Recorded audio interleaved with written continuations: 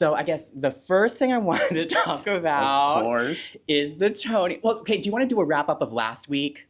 Sure. Okay, Recap. so like a recap. So like just off the top of my head. Mhm. Okay, so Patti LuPone apologized. She did, which was very surprising to me. You were surprised. I did not see that coming. She does not seem like the type, Brandon. I don't know. But she even said in her apology, she said, I'm not one to apologize. I never have before. That changes today. Right.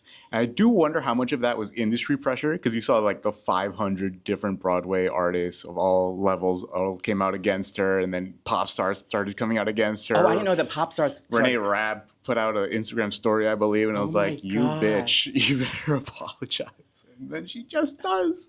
And it was like, wow, peer pressure a little bit. Uh-huh. But she was wrong, so. Yeah, and the legend needs to come down a notch. A little bit, you know. Yeah, so... you don't attack your fellow co-stars like, well, not co-stars, but or your colleagues. That's it. You're in an Exactly. industry. You don't do that to your colleagues. Right, you got to support each other, and especially people who are disenfranchised, disadvantaged, I should say, like Audra McDonald and all the other stars of Hell's Kitchen. You know, they worked hard to get where they are, and they do get recognition.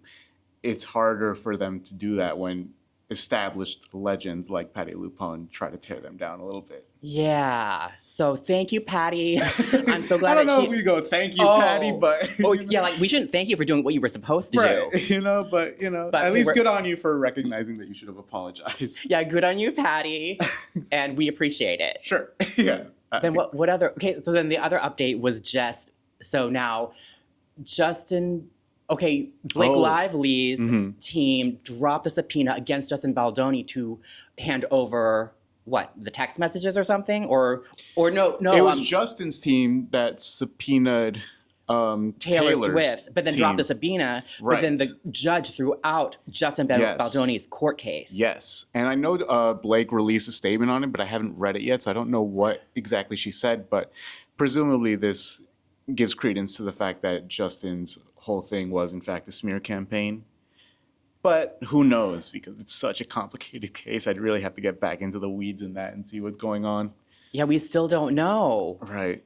Because what he was saying was that, okay, she and Ryan took over the production. He complained, so she retaliated by saying there was inappropriate behavior, but he's saying that that's just to get back at him. Exactly. Because he didn't want his production being taken over. Right, by Ryan Reynolds, right. So we still kind of don't know. Right. Do I think there's more likely evidence that supports Blake's case? Yes, because it does seem like he was doing a lot of scummy stuff on set. Well, okay, but we do know that they did do the smear campaign, but we don't know if he really did do inappropriate behavior on set to her.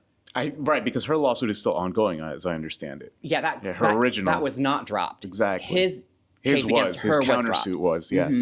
So we'll see. I'm sure there's going to be plenty more to come out of this, but I think right now Blake's, she's got public opinion on her side again. But don't you think both their careers are over, Justin and Blake? I don't think Blake's career is over at all. Really? No. You think she'll survive this? Oh, yeah, for sure. But what about Amber Heard and Johnny Depp? Their careers are over because of that court case. Are they? I don't know how much of a career they had even leading up to that. Okay. Because Johnny Depp, he hasn't been in a lot of stuff since the late 2000s, early 2010s. Well, I can't think of anything really. The Pirates of the Caribbean. Right, that was around that era, I feel like. Like in the 2020s, I couldn't name you a single thing that Johnny Depp has been in. Right. Yeah. So. Then were there any other updates? Well, tangential, we spoke about the AMAs, and one of the things I want to talk about today was the Grammys. I don't know if you saw that they are releasing 2 new categories, as I understand it. So one of them is for Best Contemporary Country Artist or Album. So they're splitting it up. It used to be just Best Country Album of the Year, and last year, Beyonce's Cowboy Carter won that. And this year, ahead of the Grammys for 2025, or 2026, I should say, they are splitting that category. There's still going to be Best Country Album, but now there's Best Contemporary Country Album. Oh. And that feels like a direct response to Beyonce winning that category. And so a positive outcome, or this is now...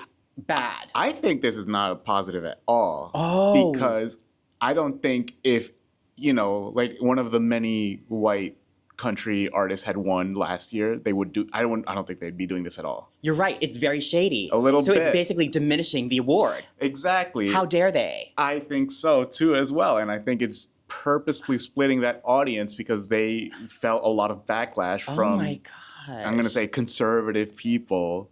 Oh my gosh. Not appreciating Beyonce's music and feeling that she shouldn't have won for a country album because she's not typically associated with country music. Right. Because and that is like, regardless of race, she's a pop star. Well, no, I think you're right. She's a pop R&B star. Like she's a popular artist. Right. And I think this is placating to a lot of the people that were complaining based not on music. So maybe a little bit understandable, but kind of. You're right. Like they wouldn't have done this if it was anybody else. Exactly. If Morgan Wallen had won, this would not be happening. I don't think. Carrie Underwood. Or Carrie Underwood. Anybody. Yeah, anybody. But because it's Beyonce. Exactly.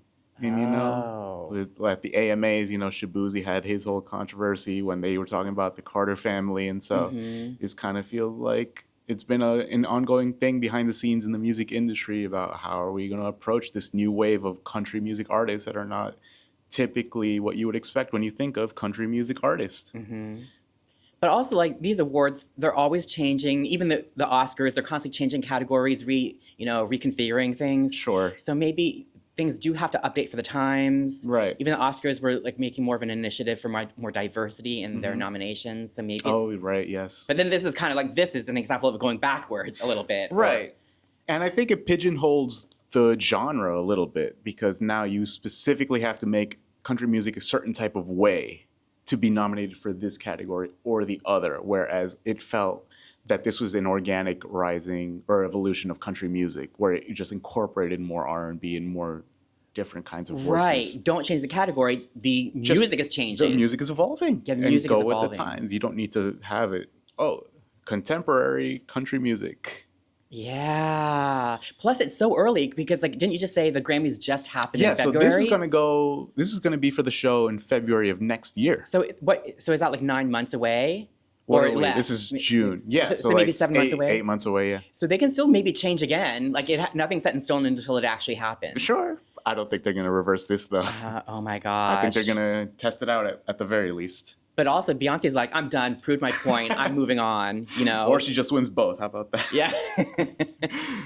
But yeah. Oh, because but Beyonce wouldn't be up again next year for anything. Well, she hasn't released anything yet. Right, okay, yeah, so we don't know yet. Yeah, we'll see. We'll find out.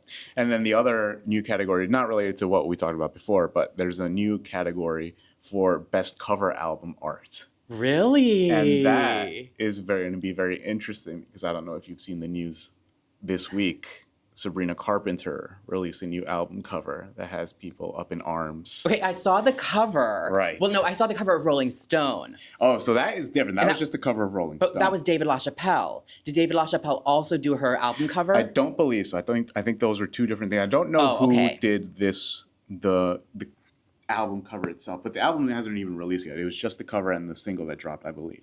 But it's not country. No. Okay, I don't think Sabrina has that up her sleeve. What is the drama or controversy with cover? So the controversy is that the cover has two side-by-side images. The first one is Sabrina Carpenter on her hands and knees wearing a dog leash being held by a man standing in front of her, and she's looking at the man.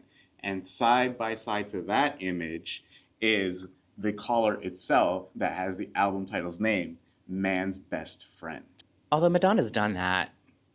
That is kind of my take too. Like, this is not new for pop stars. Like, no, but Madonna already just came out the gate sexualized, and so that was already in her wheelhouse. But for Sabrina Carpenter to go from like coquette, little pinup to this, it just sounds very graphic. She's fully clothed. Yeah, she's fully clothed. Right.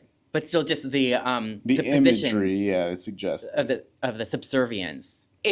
It's suggestive, but it's not as bad as I thought. Right. And I don't think it would be like terribly suggestive because it has to be an album cover. But like if this was in a magazine, let's say, I could see her going further than this.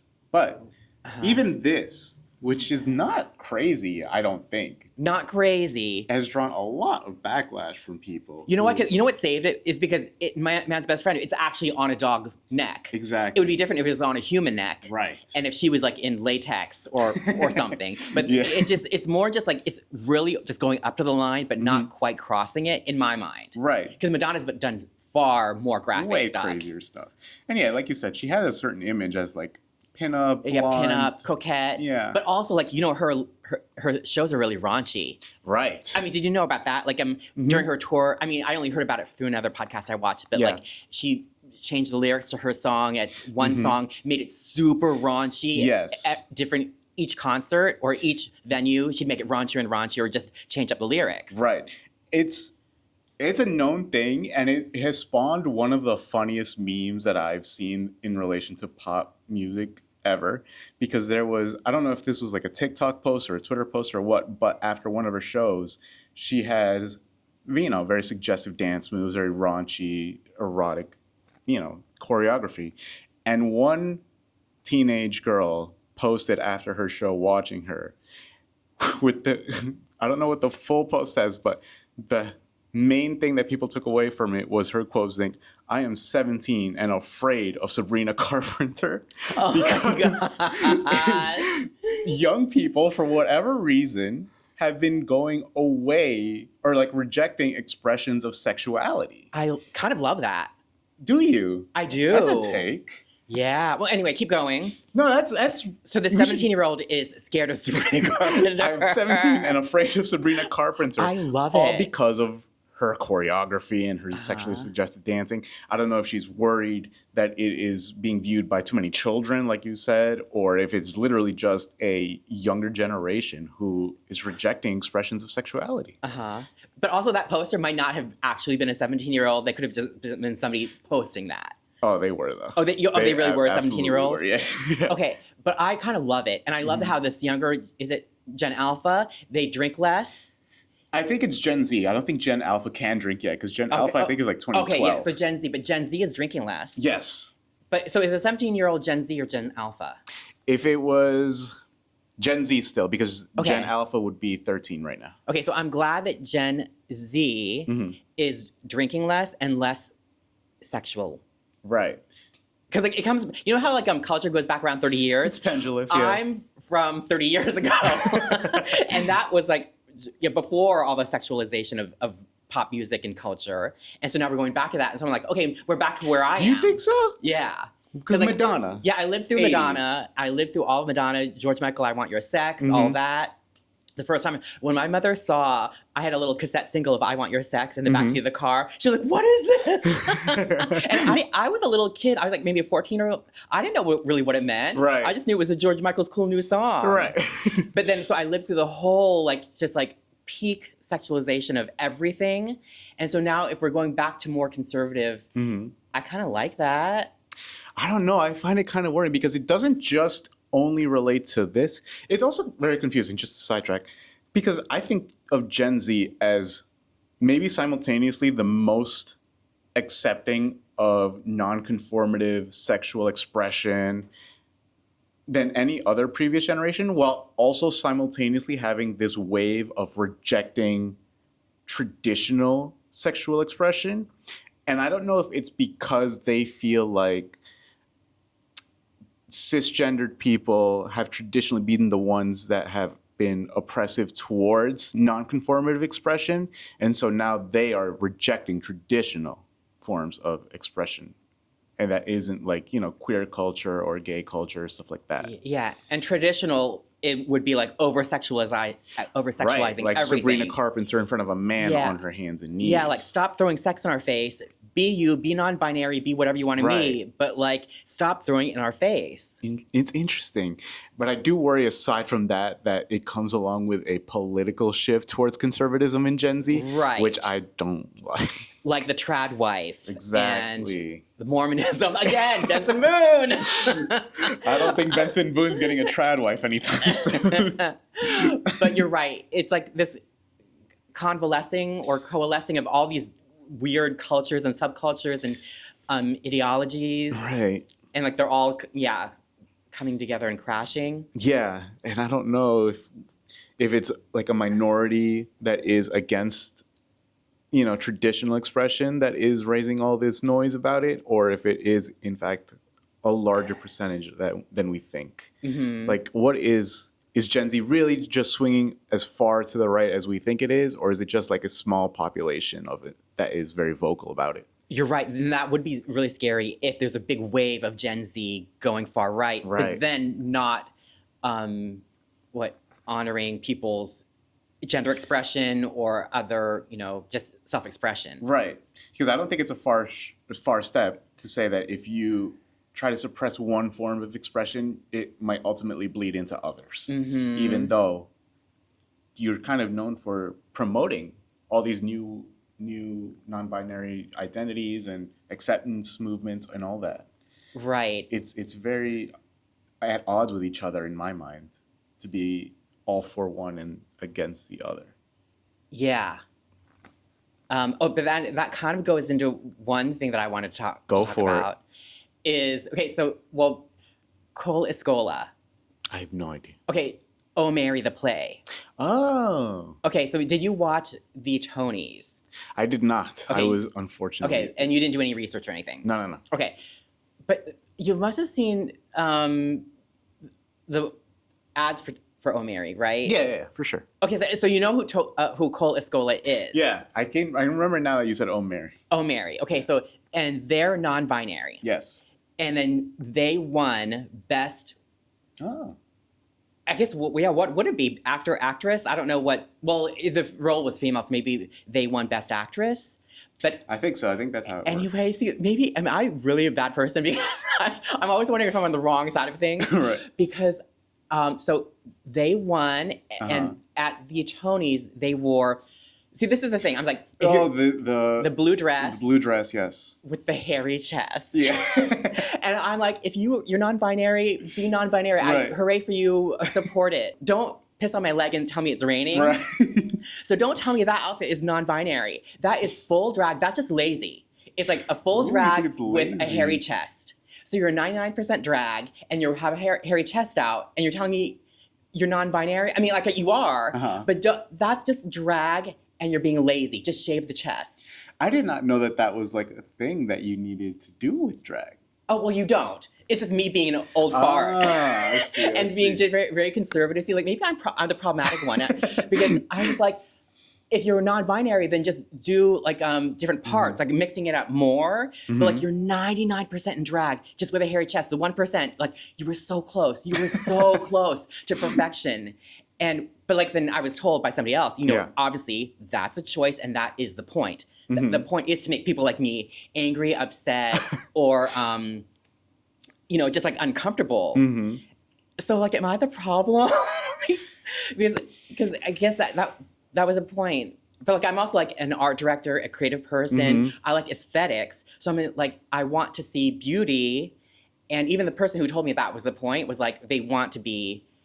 Not ugly, but they want to really push buttons, and my buttons were pushed by that. Because I'm like, if you're going to just be non-binary and do a Tony's outfit, right, then wear like maybe the dress, but then with just different, like they call it like gender fuck, like just more 50-50. Oh. Or just different like level. A little androgynous. Androgyny and just like gender fuck and just like mixing it up a little bit more, but then, I don't know, to do 99% drag and then just with a hairy chest, that really triggered me. So that 1% ruins it. It ruined it for me. I see. But if I'm the problem, let me know or leave a comment or whatever. Well, I saw it and I didn't think anything of it really, but you probably know way more about the looks that people typically do than I do. But you don't watch Drag Race or anything? Or I haven't.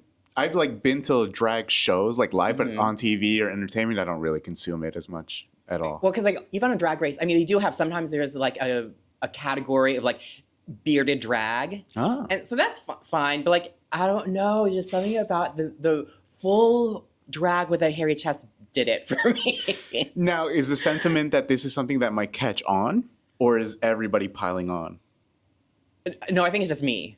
No, but do you think that that people will like it and people will do it more. Right. I think it is happening more and more. And that's kind of cool with drag. Because drag, but like they're not a drag queen. Right. They're not even transgender. They're just non-binary. Mm-hmm. So I guess just the percentages of the look just threw me off. Because like I'm more of like, just do you find it a little disrespectful to drag? Not really. Just more like an aesthetic thing. I see. Because I do agree, drag can be anything. In the very beginning of RuPaul's Drag Race, there was like very strict rules on what was drag and what was not drag. RuPaul did not want transgender girls on the show. Really? And it was that was a bad take on RuPaul's part and like got backlash. And now they allow transgender contestants and even female to male drag queens. Because do you know Gottmik? No. She was born female, transition. Thank you. Transition to male, but then became a drag queen. So anyway, and she's amazing. But so drag can be anything. But for some reason that just, I don't know. But the look bothered you. Yeah, it bothered me. So that's just what I thought. I will say, if you're gonna do it, commit to the bit. I guess. Full. Yeah. Well, I guess that was Cole's committing to it. He's like, I am non-binary. This is what you're gonna see. Oh, that's true, because But whatever. To each their own. Do what you want. But it just, I didn't think it looked the best. The last time I saw anything about, was this RuPaul's Drag Race where Chapel was on it and she dressed as an inflatable sex doll? Oh, I didn't see that. I don't know if it was RuPaul's, but I know she did that on a drag show on TV, and I can't think of any others, to be honest with you. And she also got a lot of backlash for that, like Sabrina is doing, because a lot of people were saying that she's doing this and it is essentially for a male audience to consume, which I didn't think at all. And I kind of have the same feelings with Sabrina's album, where I tend to give artists who are doing this kind of stuff the benefit of the doubt, in that they're not doing this for a male audience. They're doing this as a critique of male audience because they know that this is what they want. And for example, Sabrina's new album, I interpreted, even before I read any of the backlash, as, oh, this is a comment on how men treat women like dogs.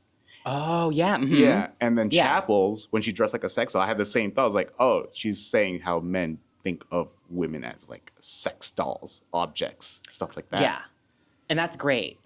I mean, but I don't think that's the prevalent sentiment in, online right now. I think people are tagging her because they think that this is for a male audience and that she's selling out for male audiences only. Again, I think we brought this up last time. People don't get the nuance. Right. It's very nuanced. And people they just have a knee-jerk reaction to things. Exactly. And they don't really think about it or talk about it. Mm-hmm. But that was also why Katy Perry got so much backlash for Women's World.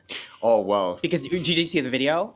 I didn't see the video because I didn't want to watch it at all when it was announced that Dr. Luke was the one doing it with her. And I was like, how fucking dare you work with Dr. Luke and then release a song called Women's World? What the fuck is wrong with you? Good for you for not watching it. Yeah, no, I don't want to watch it. But I watched it, and then that backlash was because she was so sexualized in that, and it was called Women's World, and she's so sexualized. But the behind-the-scenes clips, Katy was saying to the camera, oh, see, it's with a wink. We're showing how this is so effed up that it's for the male gaze. I was like, but you're so sexualized in this video. Right. So don't tell me you're doing it with a wink and it's a commentary on the male gaze when you're just totally feeding into it. And so I guess that's what's happening now with Sabrina. Right. But I think Sabrina's doing it better than Katy was. But plus, everybody was on a Katy Perry hate train.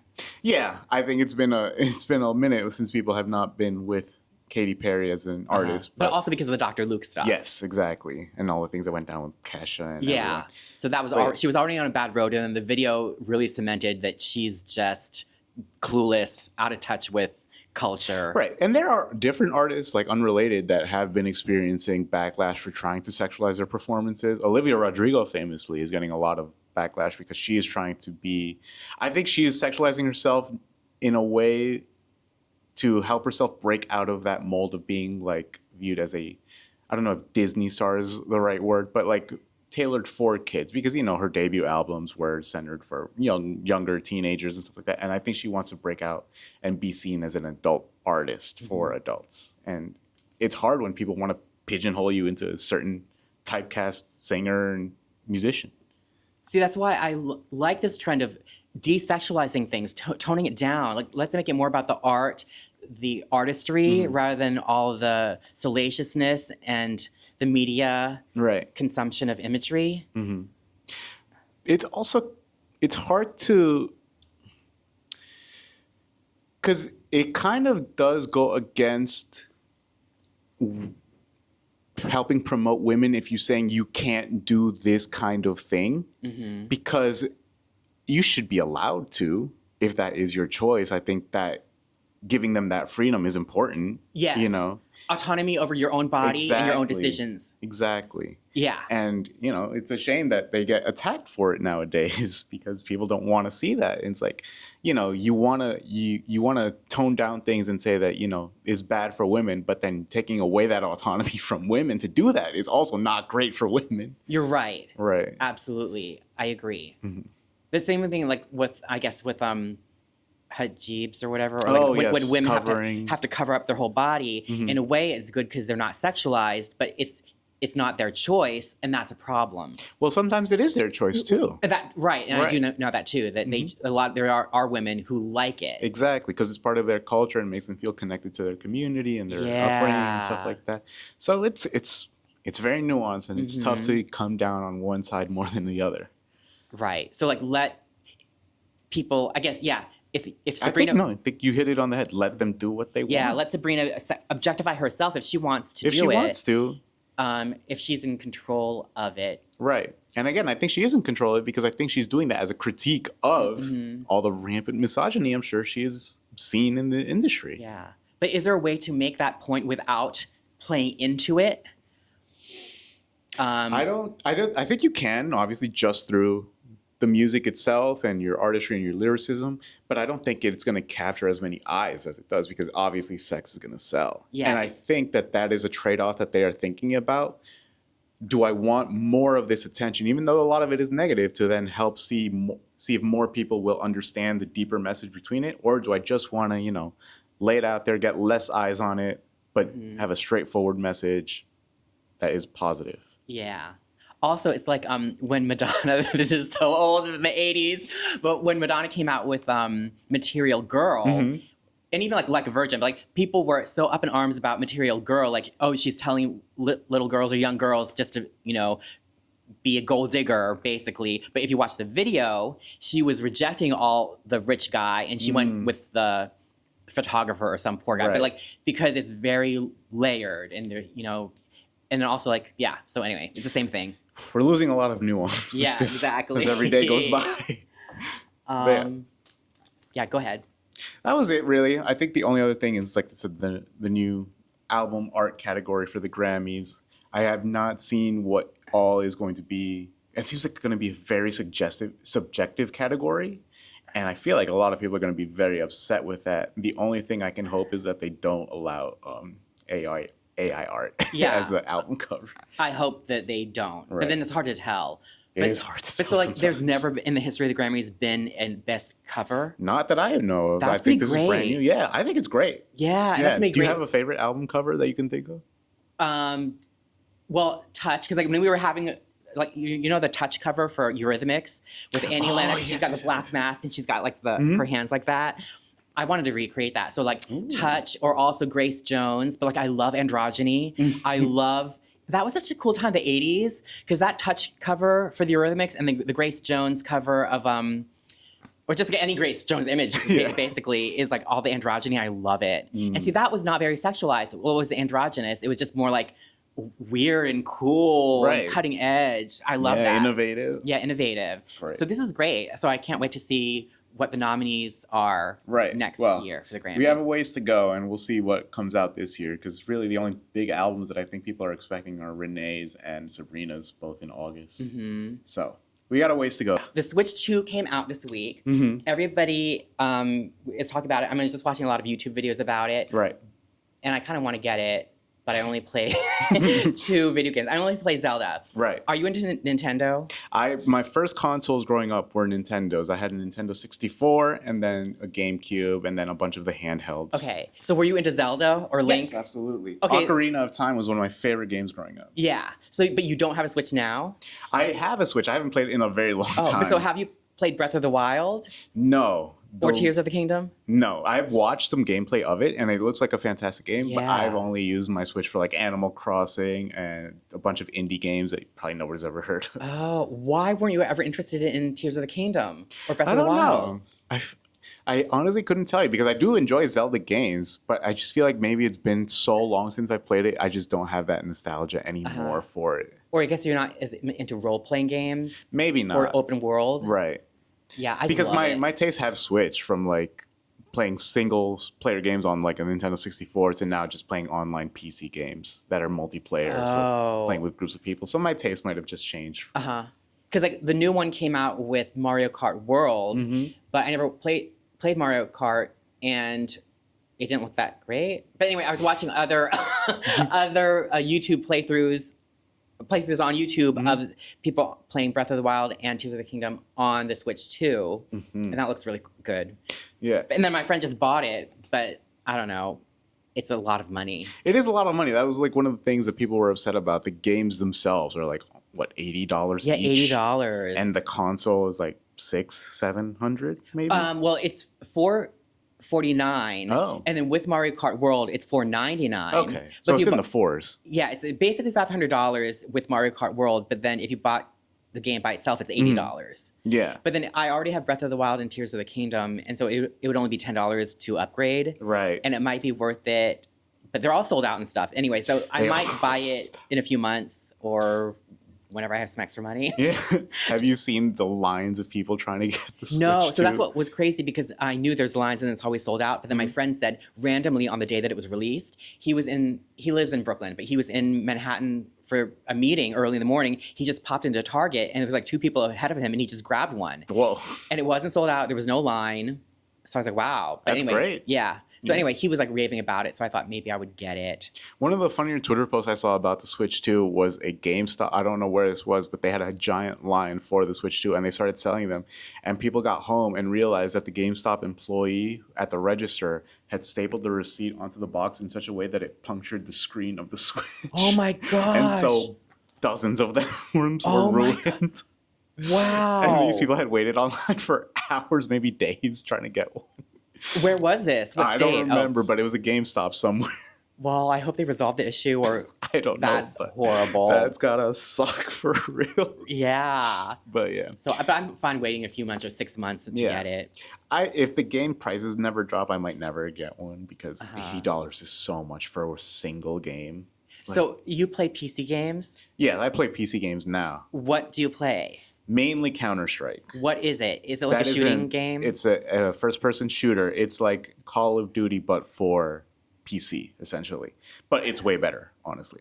And the reason I like it is not just for like the game itself, but I got into the professional scene of it a long time ago, maybe like 2014, 2015. You're a professional gamer? No. I like watching the watching. Okay, yeah. Because they have tournaments year round. And, you know, the big ones, there's one going on right now in Austin, Texas. It's $1 million tournament. And they call it the Major. And I've been watching those for over a decade now. And even before I played the game, I loved watching it because like, this looks like so much fun. And the hype from the crowd and then all the fantastic plays that you see is incredible to watch. I've got to go to one now. It's incredibly expensive. The tickets for this one were like $700. That's wow. That's yeah. really expensive. It's really expensive. That's like as much as like to see Taylor Swift or something. Yeah. Why are they so expensive? Just because they're in big arenas or something? It's in big arenas and, you know, they sell out quick because it's a very popular game. Less so here in America than Europe, but not by a lot, I would say. And I wanted to go down to Austin, but the price of the tickets were more than like a flight and a hotel room combined. So I was like, I'm not going to do this to myself. But it would be a whole... It's a 4-day event, yeah. And lots of different games? Yes. So it starts with 32 teams, I believe. And by the time it gets to the playoffs, it's the top 8. And that's really what you go to see, the playoffs in the arena. So you watch the semifinals, or the quarterfinals, semifinals, and the finals. and it's But what game? Counter-Strike. Oh, okay. So it would just be they're all playing Counter-Strike. Yeah, they're all different teams playing against each other, and then you see who's the best team in the world at the end. See, I never understood PC gaming. Why is PC gaming better? Because it's just faster, or I the think it's graphics more are better? accessible to people. Oh. Because I think more people have a computer just out of necessity than a gaming console. Okay. So, and I think it's a lower barrier to entry. You can have, a decent PC for not a terrible amount of money that can run a whole bunch of different games. So you just find what you like. Oh, see, I thought the reason PC games were more popular, or in my mind, for me, I thought, oh, I'm a lowly Switch player, or I'm a lowly Nintendo player, or like even if you had like a PlayStation or an Xbox, I was like, the real gamers play PCs. That's what I always thought. But you're saying that it's a more of an economic thing. Yeah, I'm sure there are people who are like, oh, I'm superior than you because I don't play console games. Yeah. But I don't think that is the majority of people. I think if you have that attitude, it's because you've spent like $3,000 on a PC just for gaming. Okay, no, because like somebody we here at work builds their own PC gaming setup, and then also my another person that used to work here has their own PC gaming setup, and then I just was like, how do you build that? Like, you must be a really smart person, or like you're so superior to me. That's so funny. I would try it, but I would be afraid that I would mess something up and just break like $1,000 on nothing. Yeah. Oh, well, that's cool. Well, thanks for educating me on that, because I didn't know that about PC gaming. Yeah, I think there's just more variety too, because a lot of PC games tend to be free, like entry games. Like obviously, once you get into like the AAA titles, you're gonna have to pay money just like any other console. But I think there's just so much more variety that you could explore and get into and find what you like on PC than you can on console for less money. Overwatch is the biggest game in the world, or something? Overwatch, no. The biggest game in the world is definitely League of Legends. League of Legends, okay. But so what is Overwatch like? But it's still in the top 10 or top 5 or something? It might be in the top 10. It maybe is in the top 10. I don't think it would be top 5. Okay. Because if I had to list them out, I would imagine it goes League of Legends, Counter-Strike, Dota 2, maybe Valorant, and I don't even know what would be 5th, but those are all those are all PC shooters games. And no. Only Counter-Strike there is a shooter. League of Legends is what they call a MOBA, which is Massive Online Battle Arena, I believe it stands for. And it's just you control different characters or heroes, as they call them, that all have different abilities. And then you as a team have to work together to do some objective depending on what the game is. Oh, that's cool. It is cool. I don't understand them personally, because MOBAs, I feel, are the most difficult games to watch, because there's so many different characters, all with different abilities, that if you don't know what they are, you can't intuit what is happening on the screen. Yeah. Whereas, FPSs don't have that problem. Like first-person shooters don't have that problem. But if I wanted to, because I only I only like Zelda games. Right.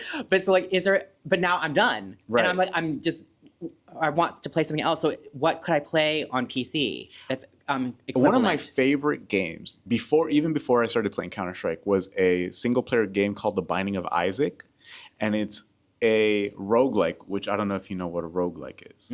A roguelike is a game where as you progress, you collect different items, and then if you die, you still have those items. So as you go through multiple runs trying to complete whatever mission you're on, you keep those powers and you just become more and more powerful, and you face tougher and tougher enemies. So it's essentially like building or a progression towards your end goal. And it's really fun because every single time that you complete a run, it's different, because you have different items, different abilities, and you see what combinations are fun for you and what you can do differently next time. I think you would like that game. And that's on PC. It's on PC. It's also on the Switch. Oh, okay. Yeah, well, that makes it easier, because then I would get it. What's it called again? The Binding of Isaac. The Binding of Isaac. Yeah. Okay, I'll check that out. So on PC games, do you use a controller or do you use a mouse? I use mouse and keyboard. Okay, so it really is a computer game. Yeah, it is a computer game for sure. Yeah. Okay, I didn't know that. For shooters specifically, it's much better to use mouse and keyboard because you have more control over your aim. Oh my gosh. Yeah. So you're really just sitting there. Yeah. Okay, got it. I'm really into it because me and some friends of mine used to just go to like local tournaments around town just to have fun, just to play Counter-Strike as a team against other teams. And obviously we would get our ass beat all the time, but it was still really fun to go. It sounds fun. Yeah, it is fun. Like bringing it from, your home out and being around friends and Yeah, stuff. you meet other people who are also really into the game, and some people take it way too seriously, and that kind of ruins the vibe sometimes. But whatever. Yeah. But it's super fun to compete against other people and see where you stack up.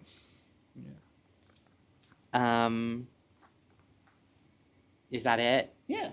No, because I don't think we should talk about ISD. Did you watch We the don't video? have to. Did you watch the video? I didn't. It couldn't load because I was on the train. Okay, yeah.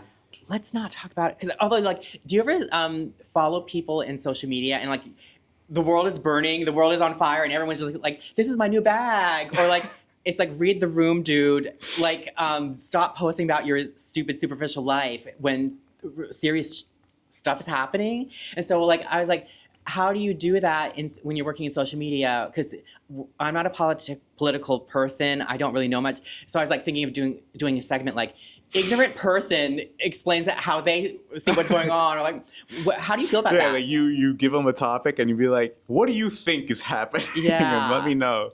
So like, maybe we could just talk around, because like, I don't really want to get into politics, and plus YouTube doesn't like politics, but it's like, what do you think? Because do you also follow social media people that are posting like that? When the George Floyd stuff was going on, there were people that were still posting about just superficial stuff, and everyone's like, there are riots, like people are organizing and marching, and you're just doing this stupid stuff, pretending like it's not happening. Read the room. Here's my thing. I don't think people on social media need to be the people that we are holding accountable for this kind of stuff. They are not politicians. Why do we even care about their opinion on anything?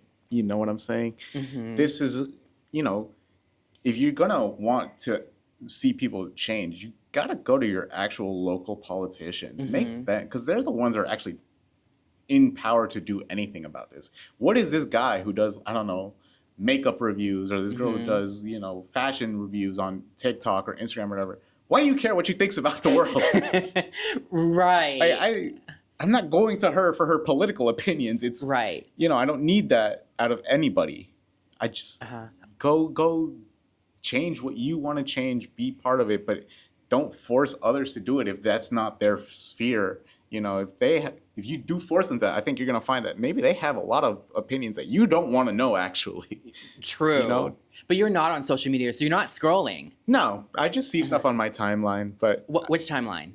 So I have just Twitter, just to browse, just to have a timeline. So you do know, but you don't follow influencers or social media people? Not really. Okay, if I see something on my timeline that makes me laugh, I'll follow the person. But that's really it. But so you don't really experience how most people who are on social media experience, because like, I'll be scrolling through, TikTok or Instagram Reels or whatever, and serious things are happening.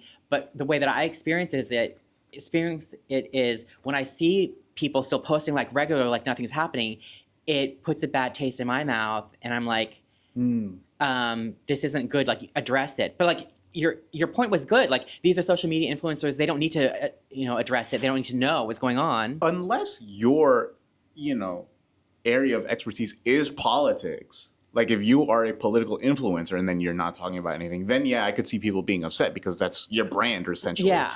But again, I'm not going to go to like, even musicians. I don't care what you guys think about stuff like that's happening in the world. You're there for entertainment at the end of the day. I don't need to mix politics with entertainment, because I think that's actually really not good for society. But they have so much sway and influence. Like, if if certain celebrities, they can help. I do agree with you there. I think once you reach a level of fame where you can actually leverage that for positive, then go ahead and do that. That's great. And if you have a certain fan base that is certainly aligned in one way, Swifties, for example, it's great that she ended up endorsing Kamala.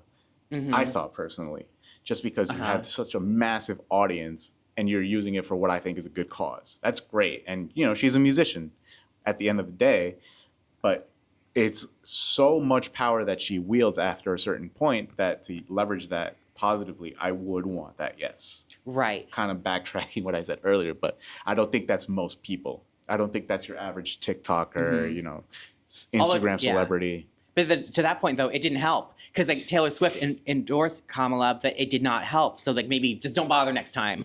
I wouldn't say it didn't help. I just don't think it was enough. It wasn't enough. Right.